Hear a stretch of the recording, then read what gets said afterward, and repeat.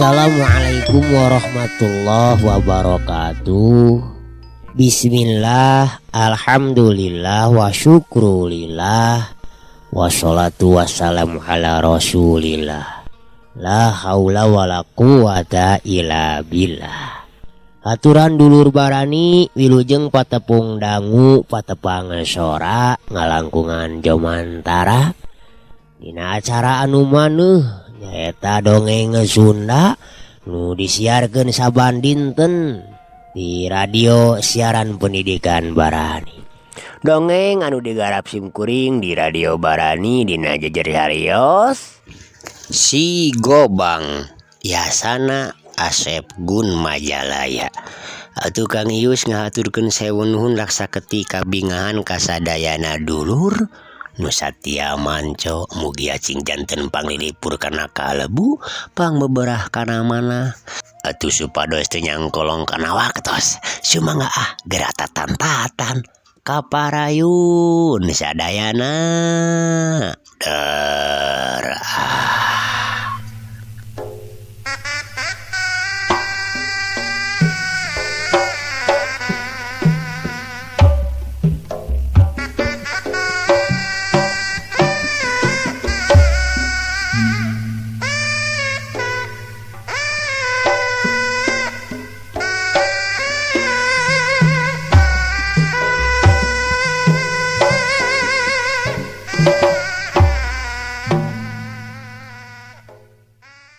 ulah ukur wawas unggul buktikeun jawara teh.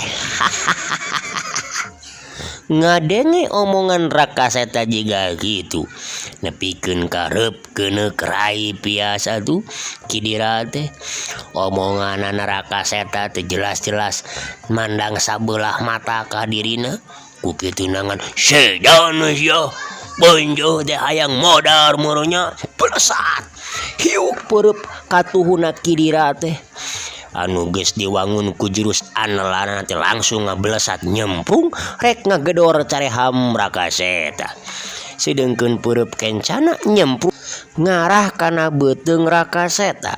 Memang lain gerakan anu atah-atah nu harita dilakukeun ku kidira teh mun seglawana teh cileureun jeung atah ku ilmu pangaweruh geus tangtu wae moal bisa kabendung eta serangan teh. Dulur barani tapi pikeun Rakaseta alias si Gobang mah lain hal nu matak ngabahayakeun. Mireungeuh panarajang lawana anu sarupa kitu teh sakilat padana ngalegot ka gigir bari dampaleungeun katuhuna ngahiuk rek nyamer kana beungeut kidira nu harita nyoloyong ka hareupeunana. Tapi kidira oge lain jawara atah-atah atuh lain tambah bau sungut tunggul. Mireungeuh dampal suku Rakaseta leungeun anu tadi poos langsung malik ayeuna mah dipake nakis leungeun Rakaseta hiuk tuk tuk terus dua leungeunna bentrok anu ngajadikeun duana pating jadi jeug marunur ka tukang.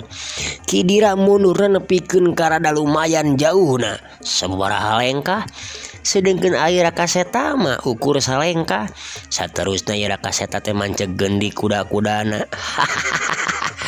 Hade oge euy pangawaruh teh sok deuk kumaha ayeuna yeuh urang ajar karek kablek bangabat ku sadai kuku ge geus ngajago hareupeun aing sia hagan yeuh perep aing hiat. Kidira langsung metakeun di dua leungeunna tapi ayeuna mah dina wangunan gerak anu beda tinu tadi dua dampal leungeunna meber hiuk belasur Dina kacepetan gerak anu meh teu katuturkeun ku panon biasa jeung angina, bakat ku tarik-tarikna eta teunggalan bikin kadenge atuh ngahiung ngabangbaraan. Dua dampal leungeun teh ngabelesur pasusul-susul rek ngarah kana dua pipina ieu Rakaseta. Ceuleng ciralitre. Badan Rakaseta sakicep ke geus eueuh di tempatna, nyaho-nyaho geus aya di gigireunana. Pugu we Kidira teh jadi rungah ringeuh leungiteun musuh. Sabada tadi awakna nyolontot ka hareup, alatan teunggelanana anu nyamos muru kana tempat kosong. Kilak Kidira ngagilekeun awakna ka gigir, breh ka tempo lawanna keur ngabedeg. Jina sikep anu tenang naker, "Segan mudug nyaho gaduh sia gaing." Belasur deui dulu barani dua dampal sukunang pating belasurek ngajejek kana dada Rakaseta. Kep ditewak ku Rakaseta dampal sukuna anu keur nyeleber ka hareupeunana teh. Laju saterusna cebrot kubrag. Sameme ditotogeun ke kemplong Kidira teh beunang ditajong satakerna ku Rakaseta. Waduh, bangsa cia. Kidira nepikeun ka nyorowok nahan ka nyeri. Tapi lain oge Kidira atuh jawara anu geus lumayan moyan anu miboga daya tahan awak nu kacidarohakana. Sakitu geus manehna ditotogeun bari kekemplongna beunang ku tajongan Rakaseta teh. Manehna kendak ngagurinjal di hudang. Sret Kidira ngalugas bedogna. Saterusna langsung harita rek ngababad kana beuteung Rakaseta. Dulur barani mireungeuh lawanna anu geus ngagunakeun pakarangna, nyatana bedog panjang nu harita keur nyuruwuk ka manehna. No atuh ari celeger teh. Sora gelap disada jeung angin anu liliwungan. Bareng jeung kitu Rakaseta geus nyekelan gobang kabuyutan teh, nyatana gobang naga welang.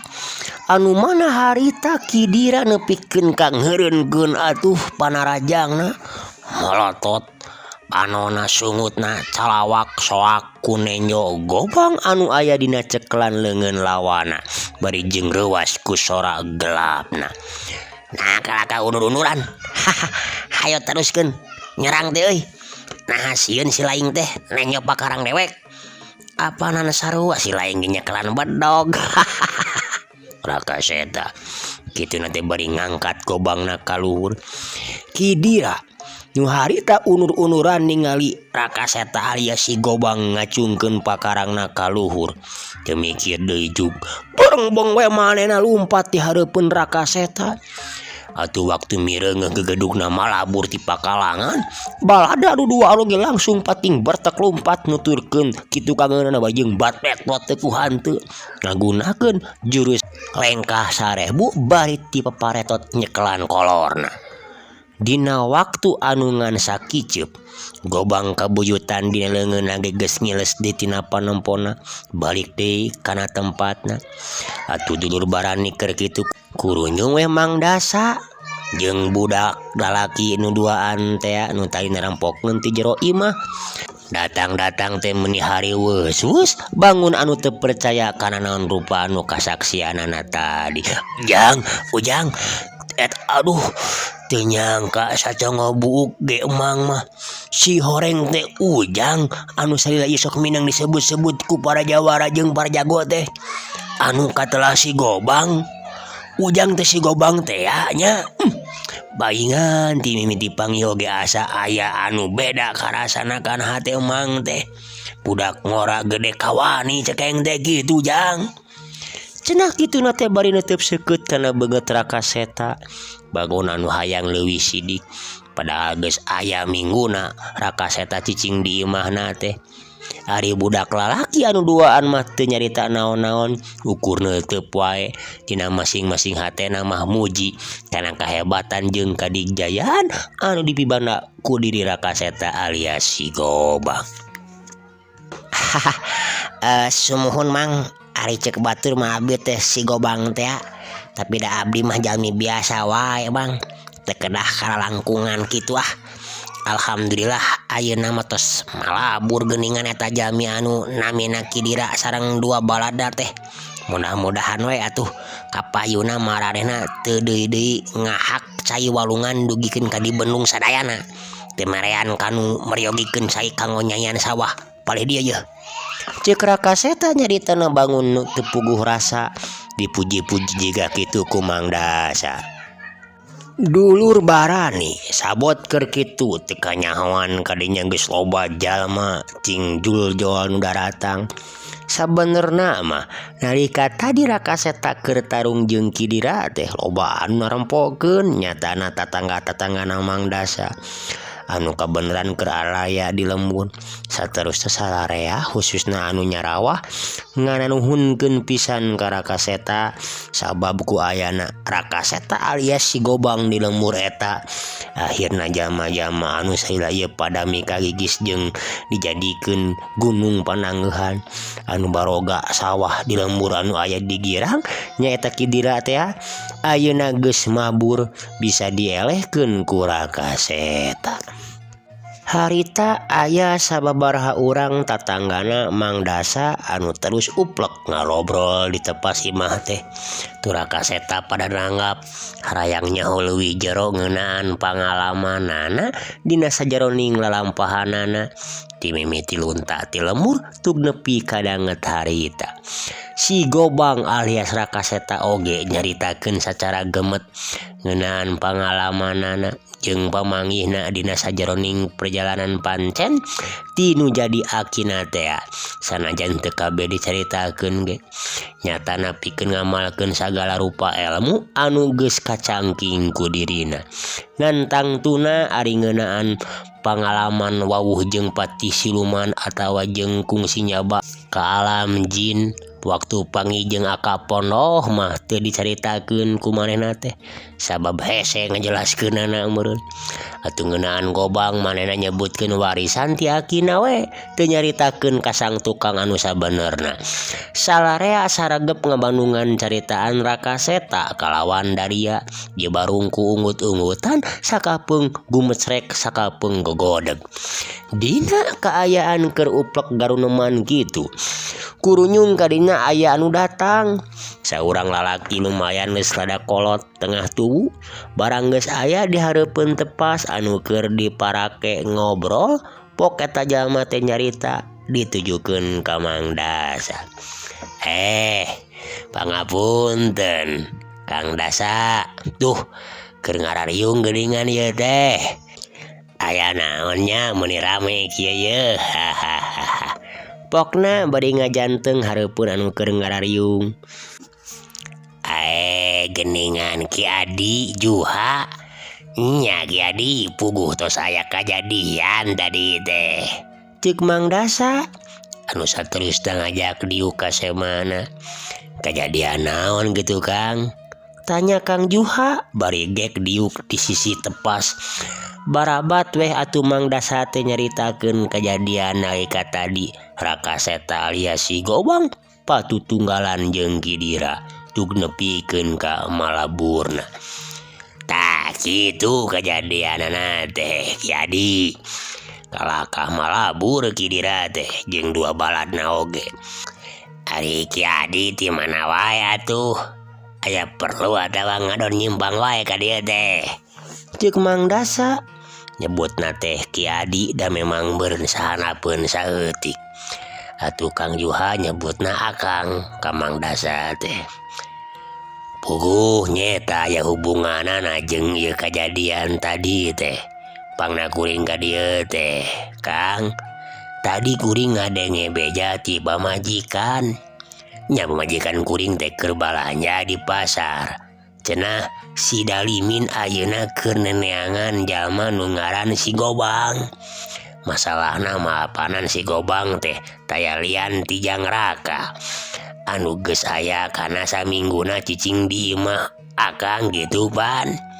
Si Dalimin terus ari pamajikan Ki Adi nyaho ceuk saha cenah. Mang Dasa katempona bagun anu reuwas kadenge ngaran si Dalimin teh.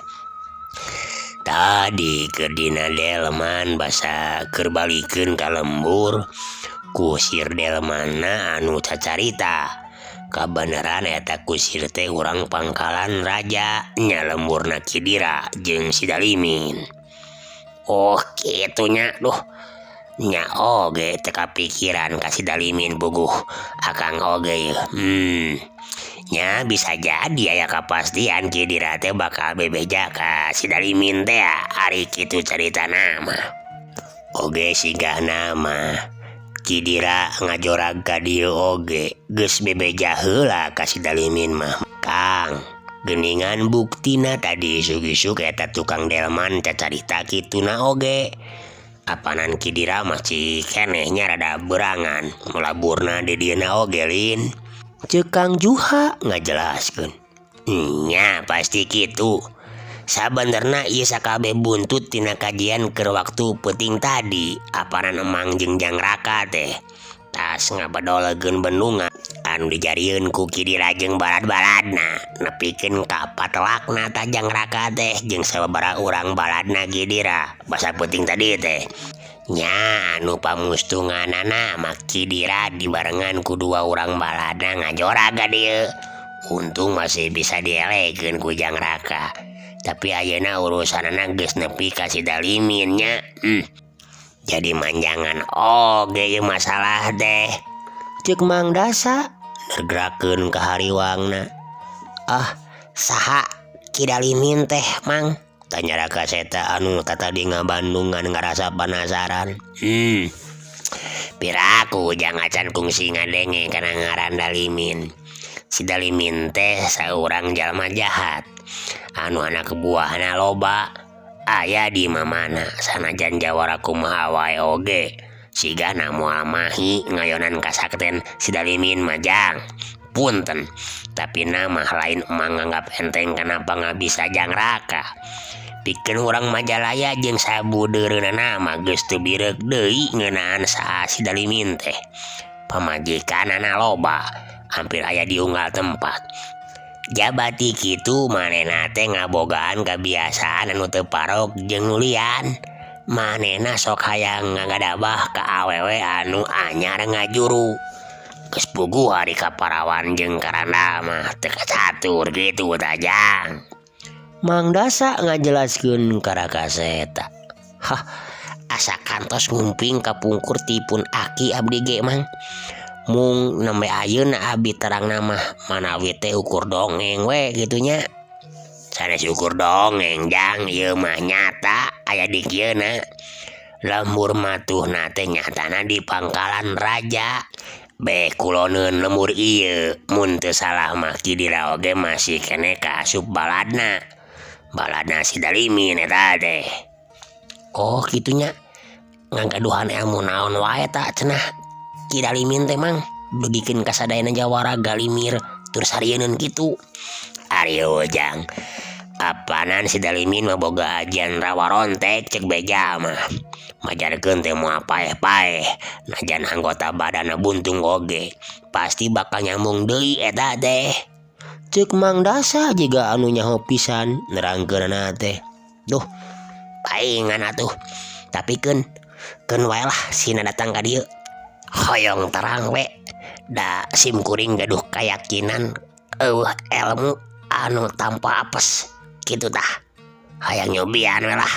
Ceuk Raka Seta saeutik oge teu ngarasa reuah sumawona sieun manehna mah. Hari Ujang mending oge ayeuna keneh ini ti dieu Jang. Bisi kaburu nyahoeun si Dalimina. Da pasti geus nyaho Ujang aya di dieu. Sabab tangtuna dibejaan ku Kidira atawa balada anu sejen. Ceuk Mang Juha deui. Komo upami abi nyingkah Mang. Pasti urang lembur ieu teh bakal janten pameupeus keuyang. Bakal ngabarerang ka sakur urang dieu. Matak mending keneh cicing we di dieu abi teh nya. Keun ulah hariwang-hariwang teuing. Da sami-sami jalmi atuh. Alias sami-sami nuang sangu. Ceuk Raka Seta keukeuh bari jeung ditungtungan ku seuri. Sajongjonan Mang Dasa oge Mang Juha katut nu araya di dinya eueuh nu nyarita. Memang aya benerna caritaan Raka Seta teh. Namun Rakaseta eueuh ti lembur eta bisa dipastikan si Dalimin bakal ngabarerang ka sakabeh urang lembur. Antukna pok atuh Mang Dasa teh nyarita deui. Nya pasti bakal pikitueunana teh Jang. Nganda cek emang mah tadi teh si Dalimin lain lawan anu elmuna atah-atah. Lamun mah Ujang rek ngalawanan kana kadigjayaanana mangka kudu waspada we jeung ihatna Jangnya. Pokna keukeuh dina hatena narasa hariwang ka Rakaseta. Nya mudah-mudahan we atuh abdi tiasa ngungkulan kana kadigjayaan eta jaminun lah si Dalimin. Jigana nemutkeun pirasat abdi, si Dalimin pasti bakal ngajorag ka dieu moal ami dieu oge. Tah kumargi kitu ku abdi ayeuna bade dicegat di jajalaneunana sateu acan manehna lebet ka ieu lemur. Margi upami ribut di lebet lemur tangtosna bakal ngabarubahkeun kasadayana sarengna di supados jongjon we abdina. Kumaha Mang? Cek Rakaseta nyieun kaputusan. Nya gitu hade tapi derek dipalebah mana dibegatna Jang. Cek Mang Juha panonna nutup seukeut ka Rakaseta. Mohon di jalan anu bade kalebet kalemur ieu we nya. Geus we bagata di balebah kebon sampeu anu waduh leha tuh Jang. Da pasti kadinya ngaliwatna tah si Dalimin teh. Kamana deui da eueuh jalan. Coba tisieun deui di dinya mah moal aya jalma anu ngulampreng wayah kieu mah.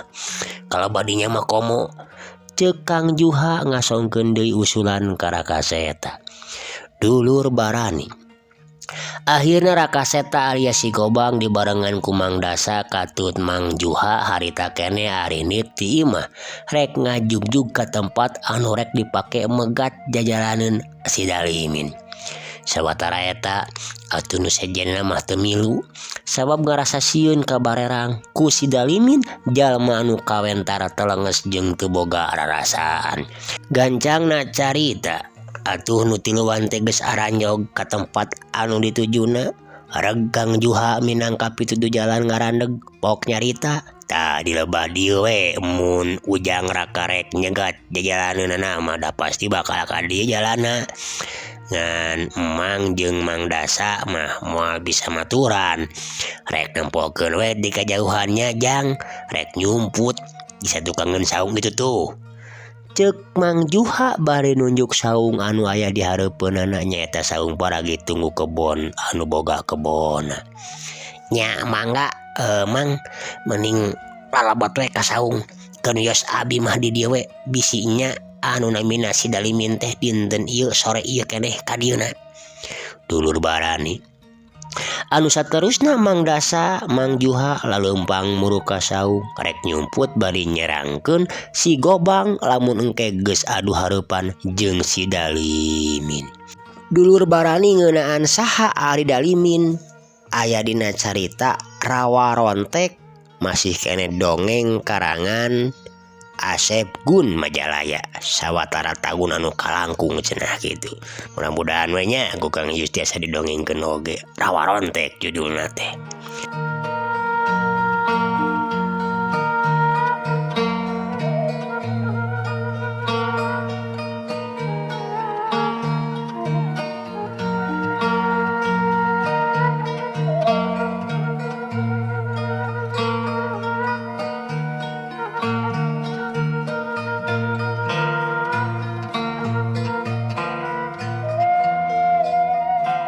Dulur barani harita wanci pasosore geus teu pati panas teu pati iuh atuh manuk-manuk masih kene disarada dina dahan-dahan tatangkalan pating kleper pating garaclok ti hiji dahan ka dahan anu lainna. Turaes oge ngear disada nandakeun halodo anu pohara tarikna. Dina kaayaan kitu dibeh kiduleun tempat nangtungna Rakaseta katempo aya 3 urang anu keur leumpang pating garedig muru kalebah Rakaseta. Anu panghareupna dedeganana jangkung sembada papakeanana sing sarua hideung sirahna make iket batik dina cangkengna ngagaplok bedog ponok sedengkeun ari nu duaan deui mah tayalian ti Kidira jeung salasa urang baladna anu waktu peuting kamari bentrok jeung si Gobang teh. kajauhan keneh oge Rakaseta geus awas kanu keur laleumpang teh. Kanu duaan mah manehna geus apa, kanu panghareupna oge manehna geus bisa ngira-ngira dina jero hatena. Pasti eta anu katelah si Dalimin teh nyaeta saurang jalma anu paling dipika gigis ku sakabeh jalma anu aya di sabudeureun wewengkon eta. Bener we sigana mah itu tuh anu panghareupna anu delah Ki Dalimin teh. Ari nu duaan mah aing oge geus nyaho si Dira jeung salah saurang anu waktu puting kamari teh keun sia hayang nyorek dicegat jang jalaneunana ku aing mah ti dieu yeuh. Keun teu Rakaseta bari panonna teu lesot kanu keur laleumpang ngadeuketan ka tempat manehna. Barang kira-kira geus deukeut pisan, reg atuh anu panghareupna teh ngarandeg panonna mureleng ka Rakaseta anu keur ngajega dina sikap anu teuneng pinuh ku wawanen. Katempo Ki Dira ngaharewos ka eta jalma. Sanggeus ngarewas kitu mah Ki Dira mundur deui ka tukang sajajar jeung baturna. Oh, jadi si laing anu kajelah si Gobang teh nya. Geningan ukur bebanyit. Ieu mah mangkeluk oleh oge neh geningan. Nu kieu patut anu pada mika gimir ku para jawara teh. Kedewawanan neh ya ngadon ngahalangan kana jang jalaneun aing. Geus bosen hirup sia teh gunung. Teu nyaho meureunya ka dewek sia teh. Pokna eta jalma anu taya lian ti Ki Dalimin. Saurang jawara pilih tanding anu ngagem ajian rawa rontek anu nepi ka danget kieu warican aya saurang oge anu wani adu hareupan jeung manehna. Rakaseta alias si Gobang ukur seureutik bari pok nyarita kalawan tandes. Kuring mah teu rumasa loba nu mika gimir atawa nu mika sieun. Dararasaan mah tara nyeundelek atawa boga lampah jahat kadeungeun. Sabalikna ari anjeun saha da kuring mah rumasa kurung batok jadi rek bisa nyaho kumaha atuh. Jawab Rakaseta tetep tenang teu galidir. Dasar babanyit urang kampung bau lisung sia mah nya. Yeuh dewek anu katelah Ki Dalimin teh jawara anu bangsaktina di wewengkon Majalaya deuleu. Ari sia ka mana wae atuh. Pokna kituna teh dulur bari nepak dadana. Songong jeung takaburna kresikepna teh. Asa aing uyah kidul, asa aing pangjagona, asa aing pangdalimina. Oh, nya tuh. Asa kungsi ngadenge kuring oge baheula keur budak ti aki kuring. Duh. Bagja kumayangan atuh. Kuring bisa ditepungkeun jeung salah saurang tokoh jawara kahot anu ngaranna geus kasohor ka mana-mana. Alah, ieu geningan jiga kieu. Jalmina teh nya aduh kasep oge euy. Cek Rakaseta. Nyarita kitu nanti tungguan ku ngahehe bangun anu ngoa atawa ngaledek teu mandang sabelah mata ka Ki Dalimin. Naon sia teh ngampai sia teh aing. Hayo sia geura kaluarkeun pagarang sia anu ngaranna Gobang teh naon teh. Bang kalima Gobang bang teh. Bangkong di tengah sawah teh. Kaluarkeun sia montong di kagandong wae goblok. Da katenya ku aing mah najan ku sia dipindingan ku lalang segaib oge dulu. Sok kadegeun kana awak aing. Pilih kulit aing anu sakira banghipuna dulu. Cek Ki Dalimin. Dulur barani bener-bener panon batin nama seukeut manehna teh. Salila ieu asa can aya saurang jawara anu bisa nempo kana gobangna anu disumputkeun dina tonggongna. Lantaran memang bener ditutupan ku paminding gaib. Paingan ti heula ceuk Badugala cenah bakal katampoeun ari ku jalma anu elmuna geus luhur mah. Atuh Raka Seta oge jadi sadar Kidalimin anu bakal jadi lawanna teh teu bisa dianggap enteng. Ilmu panemu jeung tingkat pangadiwasana memang lain ukur omong tambah bau sungut hungkul ngeunaan kahebatanana Kidalimin teh. Abi mah bade sisiniran we kieu. Tampolong kaleng, belut di talian, tong ngomong ganeng, gelut sakalian. Sok we rek gelut malah make leungeun kosong heula we, piraku karek deg ge kudu langsung metakeun pakarang onaman. Da lain bega atuh kuring mah, jeung lain cacing cau atuh. Bener-bener nyoga do masih adanya monyet budug. Hagan yeuh perep aing dulu. Cacap nyarita kitu. Sebut. Balasur hiuk perep katuhuna Kidalimin teh teu katara ngabalesatna nyaho-nyaho geus ngahiung ngabangbaraan atuh. Rek ngarempageun kana dada Raka Seta. Di dieu nandakeun yen wawasan Kidalimin teh bener-bener geus nepi kana tingkatan anu kacida luhurna. Da eta we sorana nepikeun ka ngakadenge pisan atuh ngahiungna teh. Untung we Raka Seta masih kene bisa nyingkahan panarajangna ku cara ngalegotkeun badana kakenca dina jurus pucuk awi katebak angin. Tapi orokaya perep Kidalimin teh jiga anu ngarti jeung jiga anu aya mataan we. Sakilat oge geus nyewuk dinuturkeun awak Raka Seta anu samudoyong ka gigir. Teu bisa mikir panjang deui dulu barani. Atuh perep Kidalimin anu nyewuk ke ditakis ku leungeun Raka Seta. Duh, dua leungeun pantrok jarideg. Raka Seta nepikeun ka mundur sababaraha rengkah. Ngarasakeun aya tanaga jero anu kacida rohakana dina leungeun Kidalimin nu teu aslir ibarat besi. Karek sageuleuh geus ribuh ya mah gunyuk. Boro dewek ayeuna mawa kana rajang deui deuleu jumago teuing sia. Ceuk Kidalimin bari ngajega dina sikep anu sombongna keranan. Raka Seta harita masih kene nangtung panonna hurung mencrong ka Kidalimin. Set dua leungeunna dipalangkeun hareupeun dadana. Saterusna ieu Raka Seta teh ngawangun gerakan cakar maung nyatana jurus ulin maung karuhun pangwaris ti Bahdugala. Nampo kitu Kidalimin beungeutna katara rada ngariuk.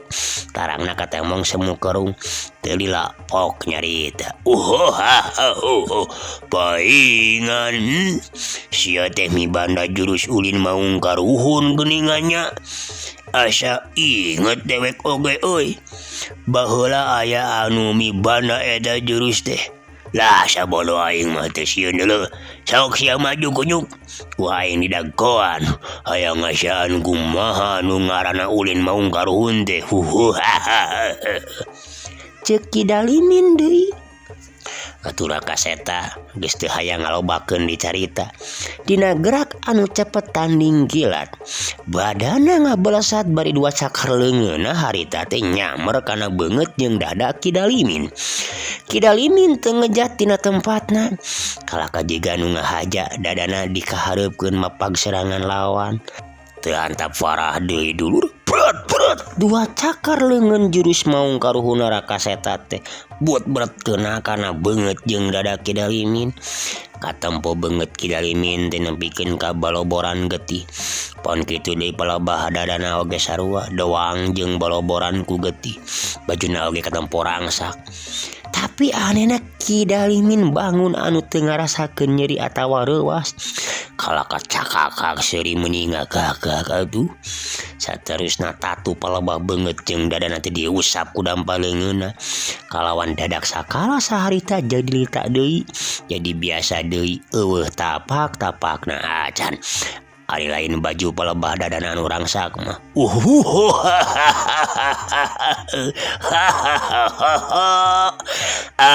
Aing nibana aji rawa rontek. 1000 kali aing bae 1000 kali aing hirup deui. Moal aya hiji pakarang naon oge anu mampu maragadkeun nyawa aing deuleu. Komo ieu nganukur ku kokod. Ayo Cek aing oge gara biji leungeun da gobang kabuyutan pusaka siluman sia teh. Di anu leungeun teh gunyuk. Kagok deuleu ukur ku jurus-jurus anu keur nyingsieunan beulit hungkul mah.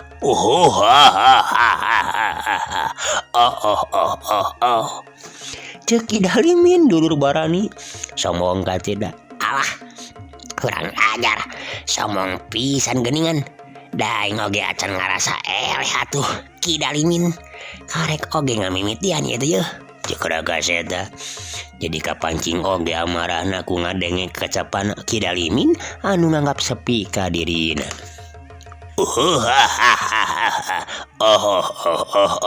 Sok sia keluar gunung gobang tercolek terasih. Montong loba mikir dulu. Kadegeun cek aing di kana awak aing. Ari keukeuh maksamanya teu nanaon sia. Beres carita kitu Rakaseta ngacungkeun leungeun ka tuhuna ka luhur. Celebug, cileger. Sora angin ngaguruh patema jeung sora gelap ti luhur langit. Padahal harita langit teh keur meujeuhna caang mentrang-mentring. Tapi tak kituna teh henteu lila oge. Angin jeung gelap teh geus teu kadenge deui. Kaayaan oge jadi normal jiga biasa deui kawas tadi. Tapi ieu kajadian teh anu mana Mang Dasa ieu jeung Mang Juhan bikin kangaranjug oge.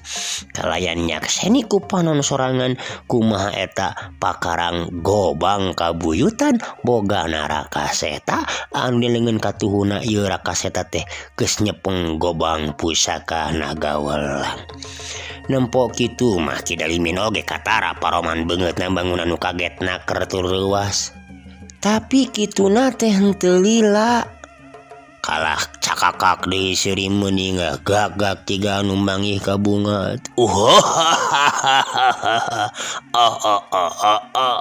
Abong pakarang jurig jadian oi. Datangna oge nepikeun ka dia andir ku guludug jeung angin sagala rupa. Sok sia. Montong kawa mikir dikadegeun gara awak aing kunyuk sia. Disangkana aing bakal sieun gitu. Ku pakarang jurig kitu badut. Cek Kidalimin nyaritana estu ngawana keur Rakaseta teh alias si gobang. Antong samong sia, koreng patut hiat. Rakaseta geus kitu teh langsung teu hayang ngaladenan ku caritaan. Harita kadenge gobangna disabetkeun kana puhu leungeun ka tuhuna. Hiu pelesat bet cek gelenceng. Dulur barani leungeun ka tuhu Kidalimin langsung ngagelenceng sapat disabet ku gobang kabuyutan Rakaseta. Tapi ari Kidalimin nama kalah kanyak kakak deui seserian. Sawatara eta leungeun buntung teh katempo abu-abrugan di handap. Getihna ngagewor masih hantana. Tapi teu lila ti kitu siet trep. Sakilat eta leungeun teh geus nerap deui dina tempatna. Nyatana nyambung deui kana badana Kidalimin. Jabat teu katempo aya getih sakacak-kacak acan di ana mah. Kabeh nyarambung deui lita deui teu jiga-jiga tapak buntu.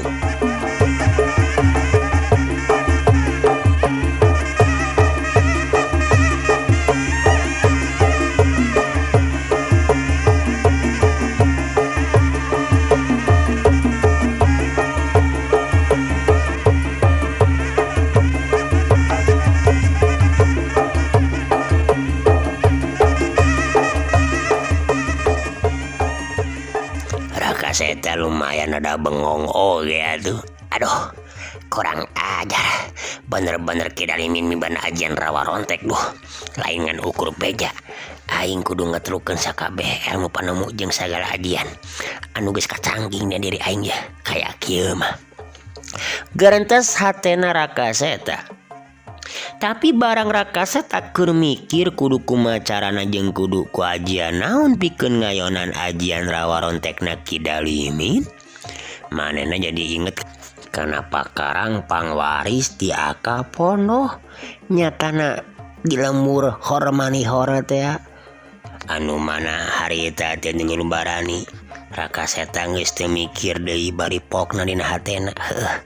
Cigana ayeuna waktuna pikeun aing rek ngajajal kana kahebatan pakarang anu ngaran kolewang ti lembur hormanihor teh ya. Gerentesna sakicep oge gobang dina cekelanana geus robah wujud diganti ku hiji pakarang anu wujudna jigah keris tapi panjangna jigah bedog dan memang ari gobang nama geus asup deui kana tempatna. Tadi basa manehna ngagarantes yen rek mecahan ngagunakeun kolewang pusaka pangwaris ti akap pondok ti lembur hormanihor teh. Nempo hiji pakarang aneh anu disebut kolewang dina leungeun Rakaseta pikeun Kidalimin mah ngarasa aneh jeung asa kakarade nempo pakarang anu wujudna saperti kitu. Katempo harita paroman beungeutna bangun anu kaget pok nyarita tapi teu nemongkeun rasa kakagetna ka Rakaseta teh.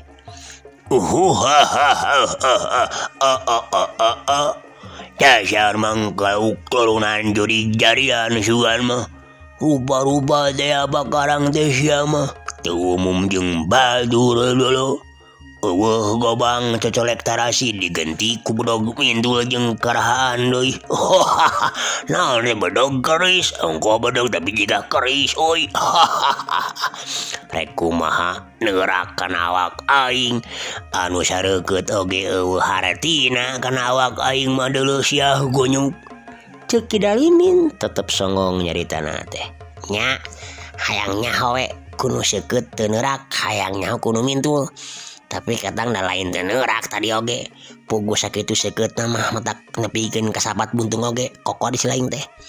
Eueuh waktosna dulur teu karaosnya parantos seep cag atuh carios dongeng Sunda si Gobang urang cekapeun heula dugi ka dieu. Insyaallah manawi Allah ngarasakeun enjing pagete urang teraskeun deui. Kang Ius ngaturkeun sewu nuhun. Undur kantun dulur. Wassalamualaikum warahmatullahi wabarakatuh. Permios.